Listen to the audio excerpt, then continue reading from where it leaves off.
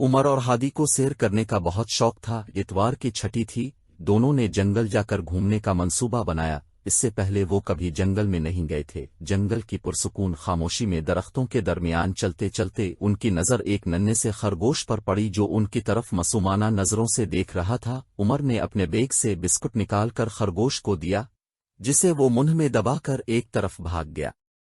دونوں نے جنگل میں خوب مزے کیے، تتلیوں کے پیچھے بھاگے، ایک گھاس میں لوٹ پوٹ ہوئے، درختوں پر چڑھے اور آخری کھانا کھا کر دونوں نے واپس گھر جانے کا ارادہ کیا۔ مگر یہ کیا؟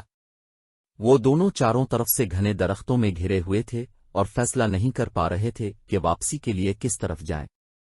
عمر کا خیال تھا کہ دائیں طرف سے واپسی کا سفر شروع کرنا چاہیے، جبکہ ہادی بائیں طرف جانا چاہ رہا تھا۔ عمر ڈر رہا تھا کہ وہ کسی جنگلی جانور کے ہتھے نہ چڑھ جائیں۔ اچانک درخت کے پیچھے سے ننھا خرگوش نکلا اور عمر کے پاؤں پر اپنا سر سہلانے لگا۔ دیکھو ہادی، یہ وہی خرگوش ہے جسے ہم نے بسکٹ دیا تھا، عمر بولا۔ خرگوش چند قدم آگے گیا اور واپس پلٹ کر ان کے پاس آیا۔ ایسا 3 مرتبہ ہوا۔ چوتھی مرتبہ جب خرگوش آگے بڑھا تو وہ دونوں بھی اس کے پیچھے پیچھے چلنے لگے۔ تھوڑی دیر چلنے کے بعد وہ دونوں خرگوش کے ساتھ جنگل سے باہر موجود تھے۔ انہوں نے شکریہ کے طور پر بچا ہوا بسکٹ خرگوش کو دیا، جسے اس نے فوراً منہ میں دبا لیا۔ وہ دونوں ہنسی خوشی اپنے گھر کو روانہ ہو گئے۔